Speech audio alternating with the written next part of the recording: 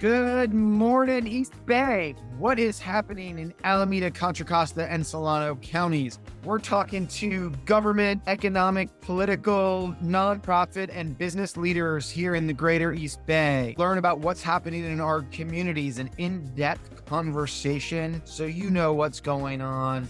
I'm Jared Ash, the host of the Capstone Conversation. Welcome to today's episode of the Capstone Conversation. I am your host, Jared Ash. Today, we're going to take a look at how workforce relates nationally and locally to our community here in the Bay Area, and how workforce agencies can work with employers and with our local city governments and community colleges and all the more, with our special guest, Brad Turner Little, who is the president and executive CEO. director, president and CEO of the National Association of Workforce Boards. So, Brad, welcome, and tell us a little bit about yourself. Sure, happy to. Yeah, and Jared, I'm happy to be with you and share about workforce boards and what they do in communities and what we do at the National Association to support them as they work across the country to try to help businesses and talent find their way together more effectively and more efficiently. As I said, I'm the president and CEO of the National Association of Workforce Boards. I will refer to it as NAWB or NOB, just so that you'll know what I'm talking about. So if you hear NOB, it's the acronym all squished together. But we're the only national membership association that represents and supports the roughly 590 state and local workforce boards. There's about 540 some odd local workforce boards, and then 50 plus states, because territories have workforce boards as well. So we represent and support those organizations, those boards, and then the around roughly 12,000 different business members who are active and involved in local workforce boards. We advocate on their behalf with Congress and the administration to try to create greater flexibility and the agility for local workforce boards to be responsive to what local business needs. They uncover and understand and help build better bridges for talent to access opportunity. And we do that providing a variety of tools and resources and supports like any other sort of association would for its organizational members. So that's a little bit of who we are and the organization that I get to lead. Tell us, Brad, before we dive into more about the organization and the great work you guys do, tell us, who is Brad? Oh, well, so I am a long product. Actually, I've built my career in the space of workforce development. Back in the mid-90s, my workforce career started with Goodwill Industries of Northwest North Carolina in Winston-Salem. And I was a job developer then. My job was to be out in the business community and cultivating relationships with employers so that as folks came through Goodwill programs, they would have job opportunities available to them when they graduated. I've done work. I apologize, Jared. So my dog has decided he wants to participate in the interview. So Beckett, it's okay. It's all right. There you go. Good boy. So Fridays are a work from home day for me, which he really enjoys. And apparently there's something happening outside, which he desperately wants to be a part of, but he will wait. But I've worked at the local level, helping people, working with businesses to understand their talent needs. How are they thinking about sort of competitive forces, and how they were thinking about like both the competency sets and the skills they would need sort of at that time and then years in the future, and how sort of Goodwill as a part of the workforce ecosystem could help them in that process. Then I've done work at the national level, both for Goodwill Industries International and Easter Seals, which is another national nonprofit organization focused on the needs of individuals and families with disability when disability is present. And my work there was, again, around helping people with disabilities, helping Easter Seals support people with disabilities finding employment. And so I've done a variety of types of things over the course of my career, but it really has been the through line, Jared, has been a fundamental belief for me in both the power and the dignity that work represents for people. It is the thing that can transform us. It is the vehicle that gives us resource to provide for our families in the way that we want. It gives us a sense of contribution to our not just our families, but our communities. And work is the I believe the force that not just gives dignity, but also can really help transform lives. And so the through line of my career is how can I use the resources that I've been given, the tables that I'm at, to create greater opportunities for more of all of our neighbors to to participate in work, build a career, particularly one that and that's meaningful and feels like that folks can are really contributing to their community. So that's a little bit about me. I live in Maryland, just north of our nation's capital. Our offices are actually in Washington D.C. I have a dog, two cats. I got two kids, one in law school, one in college, and 30 years of marriage. What else do you need to know? Well, for the YouTube visitor, they could see it. And for everybody else who's just listening in their car, you have more than 25 baseballs in Oh, a base frame behind you. What are those? Because I'm curious and so it gives some good insight into you. well, and so interestingly enough, so it's not as present in this particular camera view, but lots of other parts of here in my study are it's terribly evident that I'm a Wake Forest Demon Deacon. And today is college baseball opening day, and the Deeks open at home against Fordham at 5 o'clock Eastern. I'm sure it's available somewhere, some way, shape, or form. Although folks, I'm sure from like Cal State Fullerton or whatever else, they think they know baseball. But we've got quite the powerhouse back in my old stomping grounds. But these are all baseballs from minor league stadiums across the country back when I was doing a lot of consultation work, particularly from sort of the May through sort of August timeframe where I would be out. I would go to minor league baseball games. So many of them are from minor league stadiums. That's great. And as most of my listeners have figured out, I am a Florida State fan. So we like Oh, crushing the Demon Deacons in most ways possible. although we did beat Bobby Bowden in his last home game. Like the only time you ever beat the team, really, right? Like Hey, that's it was a really good one great. to What about win. that's 34 losses that you had in previous seasons? They had. It was a good one. It was a Uh, good one to win. well, and the Demon Deacons are now are part of the ACC, which the Atlantic Coast Conference now includes the University Oh, of California, Berkeley, and Stanford. So two Bay Area schools. So we will exactly. maybe you'll come out here for a game. We'll Yeah. get there's some people at Berkeley or something. It'll be good. Excellent. That'd be great. Yeah, that'd be lovely. Okay, let's dive back into workforce boards. Okay. So, talk a little bit about how do the local agencies work, and then I'll come back to the national picture. But I Yeah. want to frame it back locally, and there's dozens and dozens in California, and almost every county in the Bay Area has their own. And we're going to interview them at a later stage. But Okay. now, talk about what does the local agency focus on a little bit more, and then we'll circle back to national stuff. Sure. Absolutely. So interestingly enough, so in California, there actually are 45 local workforce boards. There is also a state workforce board, but in Sacramento and LA and Bakersfield, I actually have a baseball from Bakersfield. There are local workforce boards, and these are entities in every community authorized through a piece of federal legislation called the Workforce Innovation and Opportunity Act. And their responsibility is to, as I articulated kind of at the onset, is to deeply understand what's happening in a local labor market and then bring together sort of the various players in that ecosystem, if you would, right? Education, business, chamber, economic development, the community colleges, community-based organizations, the folks that all support the supporting talent, finding opportunity in that local economy.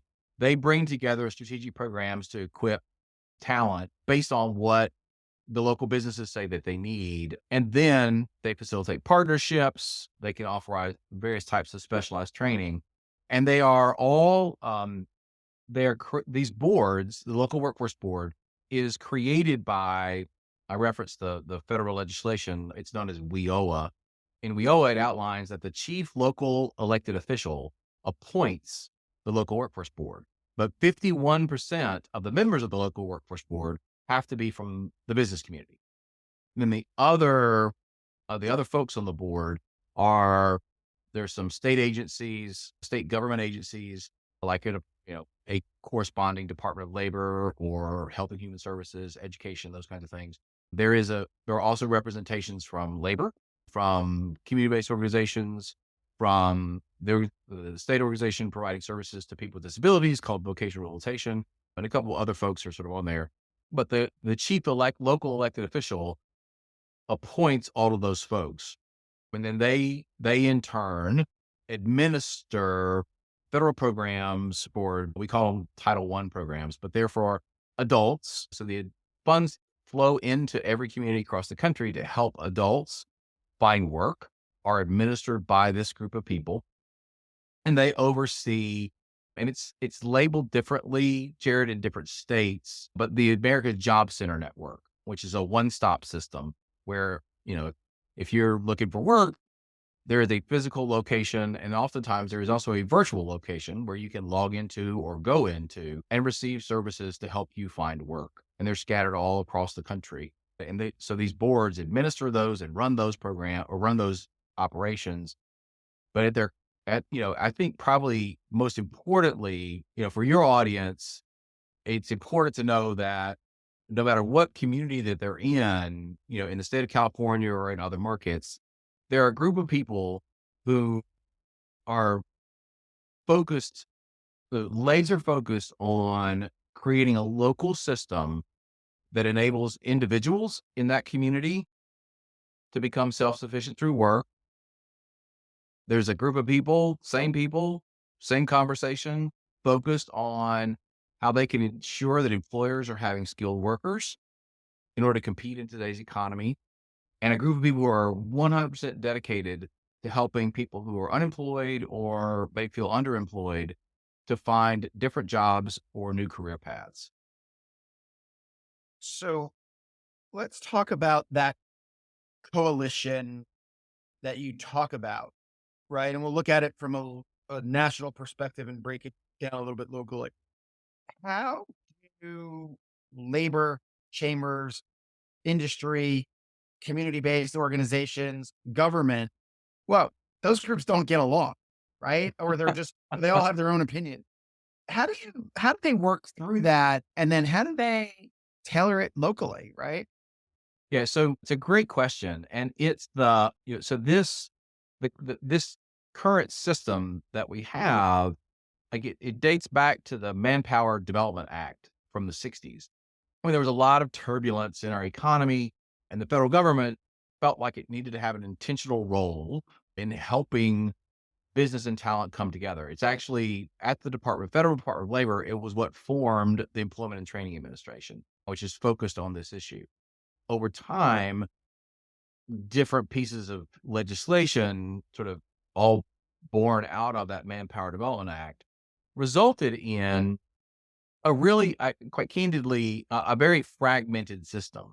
A bit to your point, Jared, where each group kind of had their own thing.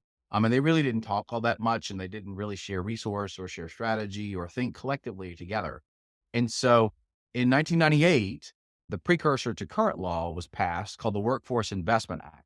And in that act, it established kind of the core structures of what we have today that said that, all right, at the state level and the local level, all of these entities need to come together at a table and establish a local or state plan. And so I think one of the keys in response to your question, Jared, is the planning process that these local boards go through. So, because at the end of the day, all of those entities which you and I have talked about, government, business, chamber, unions, talent development, the education system, community-based organizations, they all want people to be working. They all want, right? I mean, that is the thing that unifies folks kind of in this conversation is that, and even more so now, right? We've got more openings in our economy, job openings in our economy than we have people. And so it is, businesses are really feeling the need to get talent. And so if all of these entities have some part of that puzzle, right? The local workforce board is the place where all those puzzle pieces come together and they work on a plan, right? That's based on deep labor market analysis, different sources of data from the feds, from the states, private sector data is used to really understand what's happening in different, what's happening in our sort of area for economic development, where sort of what are the skill needs necessary for that, and then how do we align the resources that we have in our community um, to best prepare people for those opportunities. And so, at its best, the workforce system is not about any one particular program. It's really about how do we leverage these assets in our community to better prepare workers for the opportunities that exist today and that will come tomorrow.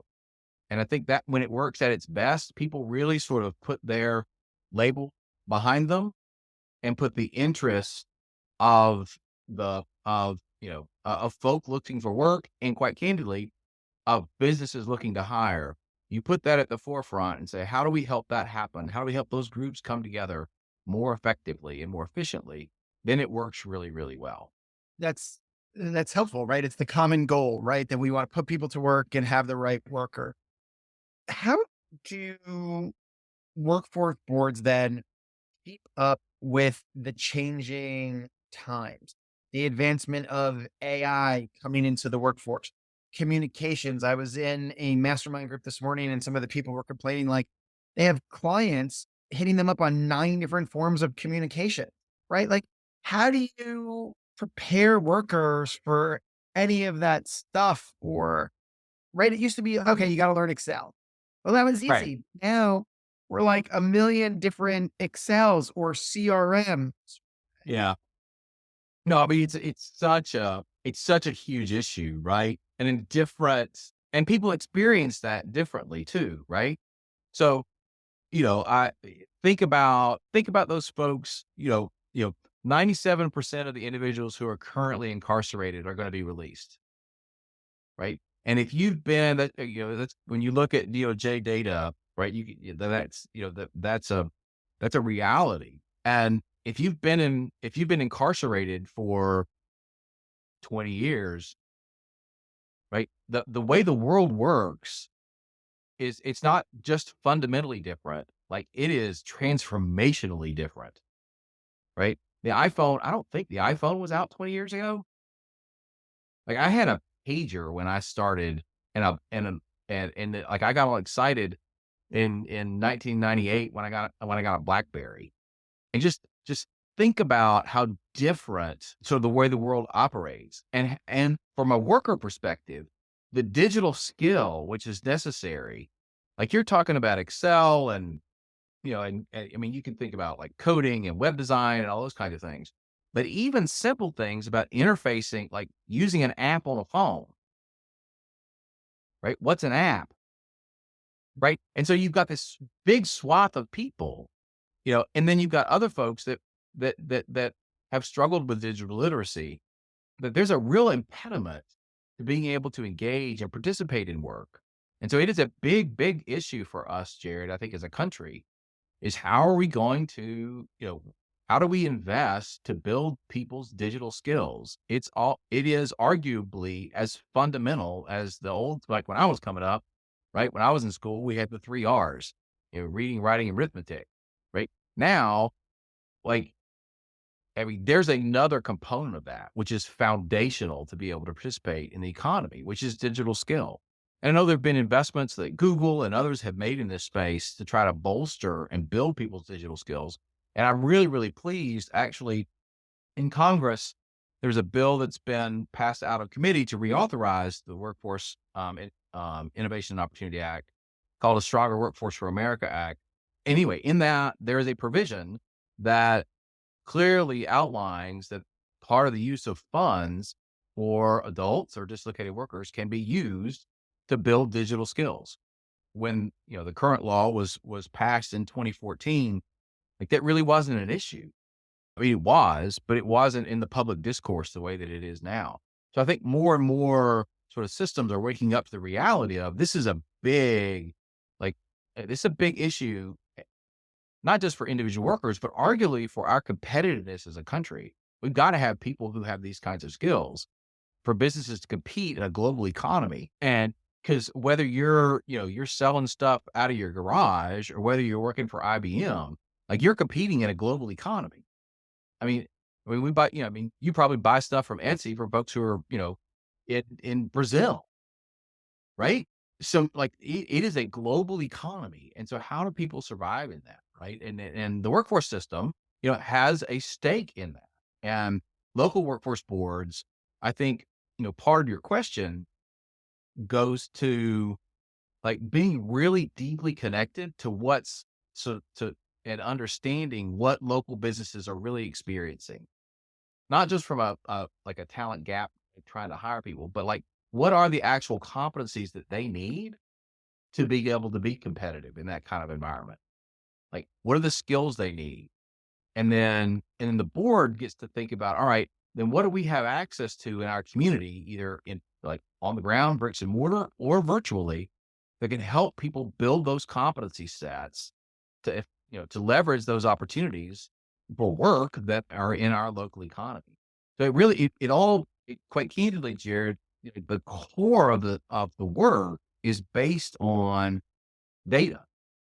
It's about the quantitative data, so all the stuff that gets released from the Department of Labor or at state level, federal level, whatever, but also the qualitative data, right? Those conversations with members of the chamber, with small business, with, you know, different sort of associations that may exist in a community, and deeply understanding through dialogue.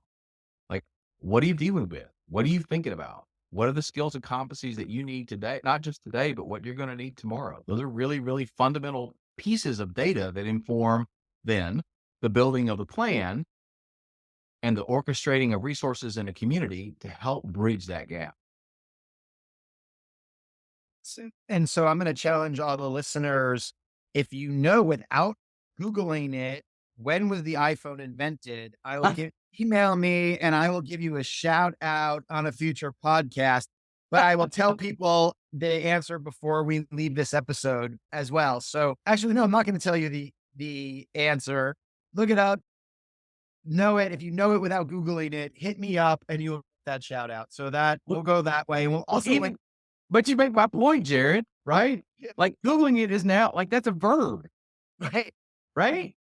That's part of the point, which is, I mean, it's really funny. You will link to that federal bill that Brad referenced as well in the show notes. Brad, uh, you also talk about the employer hiring needs, that there's not enough workforce now because we're at a record low employment. And I remember in economics class in my master's degree, they were talking about how 4 to 5% unemployment was like standard because then you always had people to hire. That was a good number. Well, we've been at 3 or less, or some fraction of it for a long time in this country. We've heard that a lot of the cities here, right, have openings, and it's gotten better over the last year of as we've entered 2024 than it was at 2022. But how does that change what the workforce board is doing? I was talking to a temp agency CEO at a chamber luncheon yesterday, and he said, "No, we get a ton of work because people want them to come back into their office and they can't find workers. And so they're happy to hire temp workers, and temp working works in some people's schedules better." Yeah, please share some thoughts around all of that. No, I mean, it's, pre-2020, there were all kinds of, I mean, both from a global perspective and then I think here domestically, when we think about the work that like OECD has done, when you look at the work like for Accenture at that time, from, pre-2020, like everybody was talking about sort of the future of technology and the future of work and how it was going to create efficiencies and all these kinds of things. And all COVID did was just like accelerate us 10 to 15 years. Because we all had to figure out how to do this, how to work from home. And so all those, like, we went through a whole 10-year cycle within a year and a half period in terms of technological advancements and the way that the work happens. So, you combine that with people's priorities began to change a bit through those times. I've got at my former employer, I had a colleague that she had a PO box and she moved every quarter to a different city and did an Airbnb like that. Like that's a fundamentally different way of working. And what I offer that, Jared, is that now, and you look at the rise in gig economy, the number of people who are involved in freelance activity, not just this kind of, sort of side hustle work, but actually to be that's the way that they want to work. And you made the point, right? Temp workers connected to kind of the freelancing kind of space, right? I believe that we are in a we that COVID accelerated the disruption that has been happening with the social contract between employers and employees. And when you look at the core components, and you reference sort of the Keynesian sort of full employment being 3 to 4%, and you're always going to have this little gap of people right at the bottom. The Similarly, the, the social contract that exists from that the Keynesian sort of perspective, it was codified in the Fair Labor Standards Act passed in 1938, when our economy was based on you make a widget and I pay you per widget that you make. Like that was the core of the economy. And so it was a very straightforward social contract. You make this, I pay you that. Now that is completely turned on its head, right? And you've even got, and I know that, I mean, it's a different level of resource, but you've got companies like Amazon that are actually intentionally talking to other employers in communities and saying, hey, what are the skill sets that your workers are going to need? And we'll help our people through their own career choice program, right? We'll help people build those skills on our dime. So when they leave us, they can come to work for you. Like that is a fundamental different approach to the social contract about what do I expect as an employee and what will I give you as an employer, right? It's very, very different. And so I think, number one, I think there's been this massive disruption and that there is transformation happening in the social contract between employers and employees, number one. Number two, I think that, we are learning how, different ways of working that are creating different types of opportunities for people. And a workforce board is in the space of how do we understand those newly emerging opportunities and help people build skills to be ready to leverage and take advantage of those new kinds of opportunities, particularly folks that may have had disadvantages in getting access to those opportunities in the first place, right? And opening the door. And then lastly, I would say, Jared, that, when the Bureau of Labor Statistics at the federal level, the first Friday of the month, they release unemployment data and whatever. So hopefully in your econ class, they talked about the fact that that is what is known as U3 data. And so it's a very limited set of our population, right? Those are people who within the last 6 months had been working and are currently actively looking for work. You don't fit that definition. You're not included in the unemployment rate. And there's a lot of people that have dropped out and they're not included in the unemployment rate. They dropped out during COVID. They dropped out part of the Great Recession and never recovered. You had the Great Resignation that happened, right? Where all these people, were leaving work and trying to find their own way, right? And so, you're not counted in those numbers. You dropped out, right? And so it doesn't account for the number of people that are transitioning out of a period of incarceration. It doesn't count for the number of individuals with disabilities that would be looking for work and want to work, but because of asset limitations for health insurance and Social Security, can't work. It doesn't count the number of people that are arguably sort of underemployed, right? So when you look at when you look at other data sets from the Bureau of Labor Statistics, like U6 data, you see that oftentimes the U6 data, which has a much bigger swath of the population, those unemployment rates tend to be about 2 to 3x bigger than the U3 rate. So I think that's an important, hopefully, I apologize if that's a little technical for sort of the group, but like that's an important piece of conversation that when those numbers come out at the beginning of the month on that Friday, it's, you're not questioning, I'm like, that's valid, but you actually really need to understand the definition and say, who's not in that definition? So what's the part of the story we're missing? Because there are hidden workers out there that aren't included in that group. But additionally, I would say, Jared, there are groups that continue in our country to not be able to have the access that other groups do. And so when you look at unemployment rates, the U3 data within different groupings like American Indians, when you look at African Americans, when you look at people with disabilities, when you look at other groups, right, you'll see that there are gaps there, and it's a big issue. That said, the numbers bear out, right? When as boomers are retiring and choosing to opt out of work, there are big gaps between what employers, the number of people they need and the number of people available. That's true.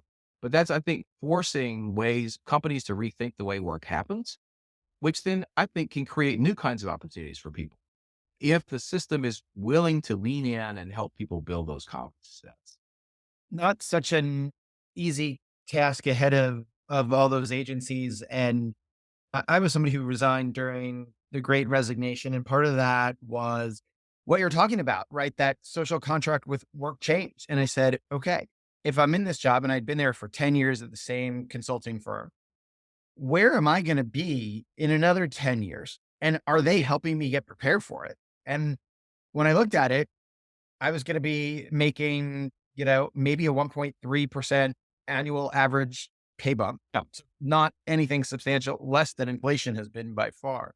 And I said, okay, what skills do I want to learn, or how am I going to grow, and how do I increase my income substantially? And that led me to creating my own firm and my own business model. But I could see where that social contract had changed between me and my employer. They weren't doing anything, putting the money aside to say, we want to empower Jared to be the best person that he can be. And I took that. And another example is, I Hmm. remember when my oldest daughter was in kindergarten, I've worked from home for a long time. I was the only dad on the playground for a Halloween costume party. And then Mm. COVID hit. And now you go, and 2/3 of the are dads, or just a mixed thing, because everybody can be flexible and work from home that day. And just two areas where I noticed that social sort of change with the employer has happened, and addressing that from a workforce board. Yeah. Interesting. Yeah.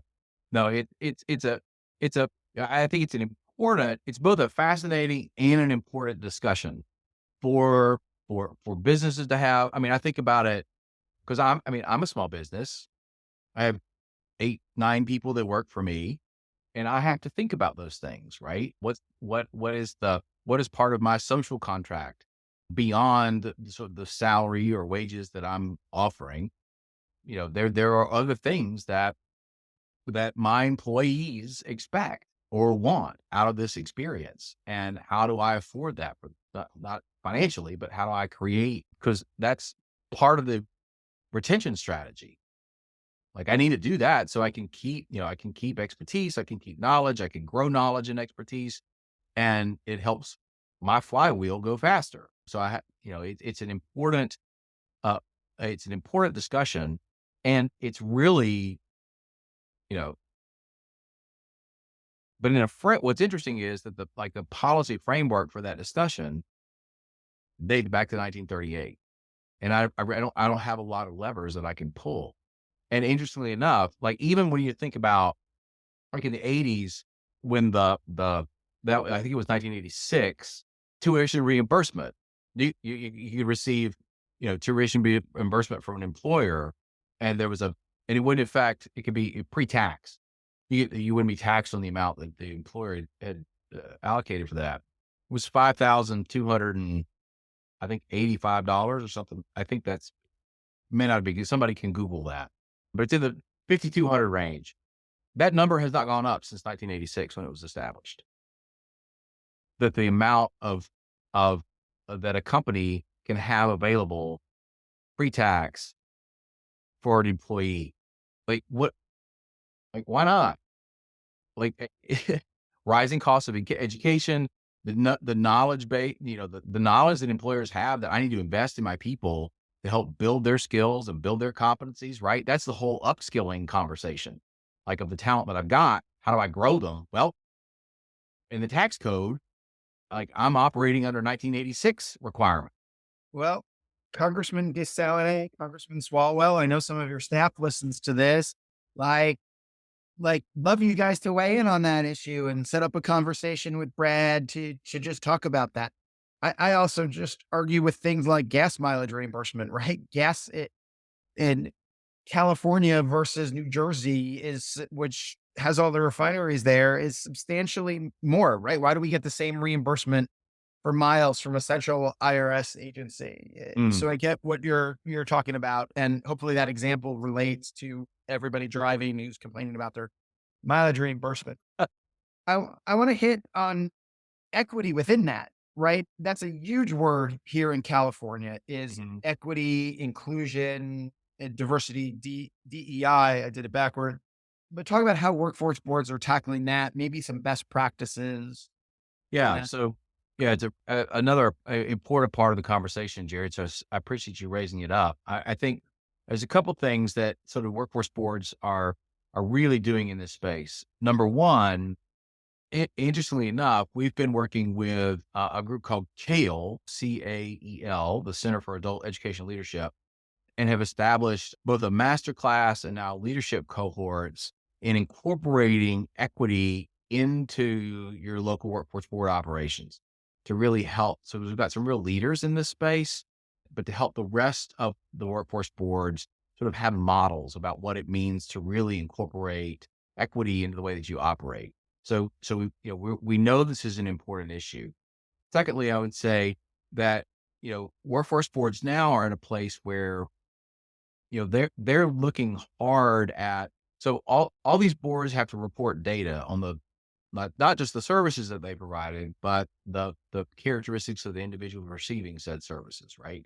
And so there's inside what are known as workforce information systems that there are concerted efforts to, number one, get better quality of data, and number two, do better analytics on the data to look at where is the system over indexing or under indexing in terms of providing access and opportunity for all of our neighbors.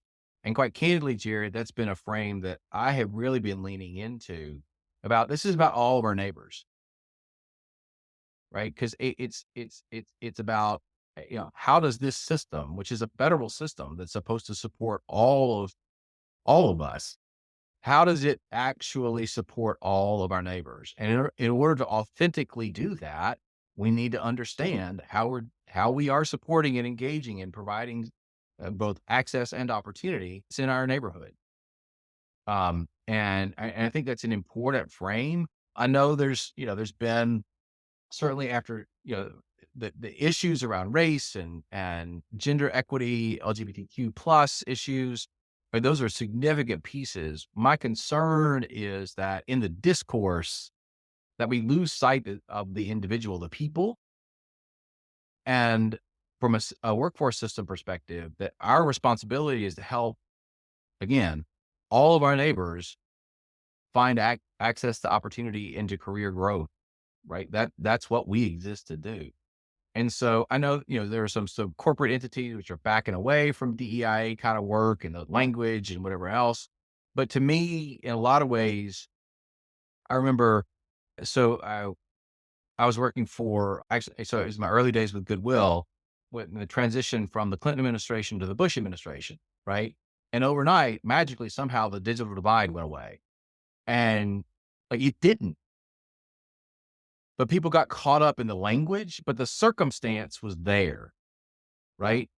And, earlier this year, I have family in West Tennessee. I have a cousin who posted a picture of a work crew in this little town called Lexington, Tennessee. It's near Bucksnort and Bell Buckle. All right. So that's the size of the town we're talking about. She posted picture of some workers at a utility pole running cable, and broadband was finally getting to Lexington, Tennessee. Right. This was, and we were talking about digital divide in the 90s.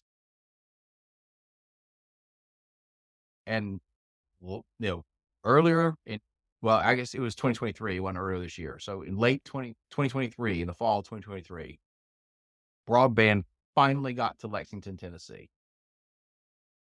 So, I mean, when you get caught up in the language and I think it distracts from the actual issue, right?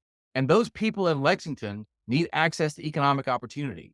And businesses need access to those people who live in Lexington because there's talent and skill there, right? And broadband is critical to make that happen. And so anyway, I offer that as kind of an example of why I think it's really important, certainly from a NAWB perspective. Absolutely, issues around equity and understanding how is our system doing in serving different segments of our population and creating access. Are we over-indexing certain places? Are we under-indexing certain places? How do we make sure? But at the end of the day, it's about how are we making sure that all of our neighbors are being able to participate, hopefully, in what we like to call economic vitality in communities. So, That's appreciate those thoughts and the story because I think it just paints a picture of where things are missing on people's minds. Talk about employers working with these agencies and looking for employees. How do companies that have need engage with workforce boards? How can they better engage their employees in ongoing training once they're there? yep, Just get that perspective. How can we absolutely. what role does the employers have in workforce development? Yeah, so I mean, I think I mean, they're at the end of the day, I mean, they're sort of the linchpin customer, right? I mean, that it's to be able to help them get talent. So I have a couple sort of thoughts on that front. Number one, engaging with a local workforce board, and there's for California, there's an easy way to find all your workforce boards through the California Workforce Association. It's you can Google that and find it very quickly. You can also go to careeronestop.org, which is the federal site, which will help you find those things to find the contact. But it's as simple as a phone call to the local board and say, "Hey, I want to get involved and I'm interested. I have talent needs, number one, or I'd like to get involved in certain ways." And I think there's a couple of suggestions on that front. Workforce boards will oftentimes they'll organize industry-led capacity building groups. So within the healthcare sector, right? So you run an in-home nursing support company, right? You with certified nursing assistants and some RNs and those kinds of things, right? So they bring everybody together in the healthcare industry and say, okay, how do we think about talent, growing talent in the healthcare industry in our region?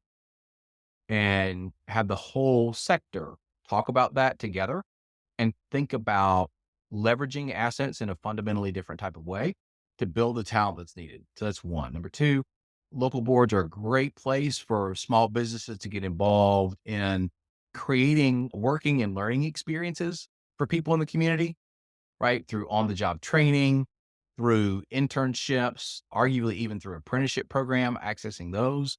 There are apprenticeships popping up in all kinds of sectors, and workforce boards can help make that happen.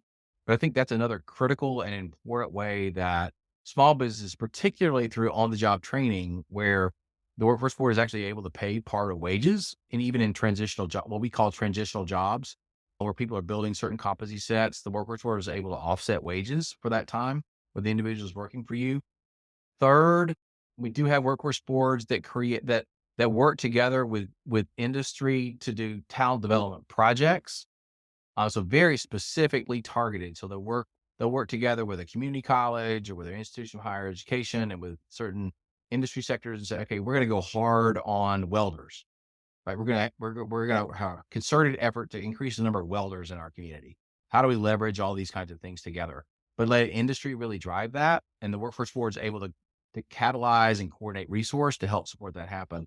And then, fundamentally, a workforce board is a place where you can, a small business can improve its outreach and recruitment strategies as it's looking for talent. They do job fairs all over the place and bring in employers. Matter of fact, I'm going to be in El Paso next week, and they're having a reverse job fair where employers, the job seeker is going to be in the middle, and employers are going to go around them and interview them, right? But anyway, there's lots of different strategies. We have a workforce board in Las Vegas that actually he's a small business owner, owns a gym, workout facility, and he has a youth center that the workforce board operates inside his gym. And so kids that both who are in school and those who might not be, who have not found their way successfully in school or out of school youth, they come to this gym and receive services to help them get back either into school or into education or into work, because he believes in the value of what a workforce system, what workforce board can do in a community, and he's able to source his own talent from that group as well. But anyway, there's it a, at the base of it all, right, is if you're a small business owner or you're a hiring manager and you're struggling to find people, you can reach out to your local workforce board and they can help you with recruitment. Appreciate that. Before we finish up here, my last question for everybody is what else haven't I asked? Are there any big initiatives you're working on? Anything, any other messages you want to share before we head out? Yeah. So just one thing, just to put up, for your audience, that I think is an interesting, and it connects back, Jared, to sort of, we were talking about sort of the evolution of the social contract conversation, right? So one of the things that we really have begun to deeply understand is that, so I mentioned I went to Wake Forest, right? I have a degree in sociology and economics, and I happen to remember some of the Keynesian stuff. But in general, like I really don't use my college degree all that much. And so it begs the question in the hiring process about like, really, what do degrees and credentials communicate? And are there better ways for talent to be able to show these are my competencies to you as a business that can help create value for you? And as a business operator, right? How do all the jobs that I have actually require a college degree? Or is it a better exercise for me to really deeply understand the competencies and skills that are needed in a particular job? And so there's a lot of percolation right now in the conversation around skills based or skills spurred hiring and advancement, where it it's sort of transforming the way, again, that talent and business are able to communicate with one another to reach agreement to come together and do something. And what's required, what would be required to really rethink the way that, in essence, supply and demand come together in the hiring process? And what are those feeder systems? And how can we, you know, and how can our economies be transformed if it's a skills-based type conversation versus a degree-based conversation? Because there's also a good bit of data out there that I think does point to that, to, skewing to certain segments in our population that have been able to access degrees when others can't. And so people are blocked out of opportunity. And so you see states, I think there are 14 states now, 13 states that have dropped college degree requirements for a number of positions within state hiring processes. When you look at, you've got big companies that are exploring like that similar type of transformation, and changing the way that they assess and understand talent, and what they're looking for as a mechanism to understand what talent can bring to them. And I think it's really, really interesting. And quite candidly, Jared, I think it's actually a more equitable way of having a conversation and understanding talent and business needs and what talent can bring and what business needs. I think it opens the door to many, many more people. Well, we've got a lot of work to do in that space, I think, both as workforce boards and then I think more broadly as an economy, to really understand what it's going to take to transform the way hiring and advancement happens, because this happens, this way for so long. There's some real institutional and sort of systemic inertia in the space. But I think it's a really important conversation, and one I hope that your listeners will Google and learn about and explore, and how they might get involved in that conversation. Great. I appreciate that. We will link to the National Association as well as all the local workforce boards. There are, I think, 7 in the 9 counties under sort of ABAG or MTC jurisdiction, with everybody but Marin and Napa, I think, having their own independent ones. So we'll put those links and we'll interview a couple of them later this year.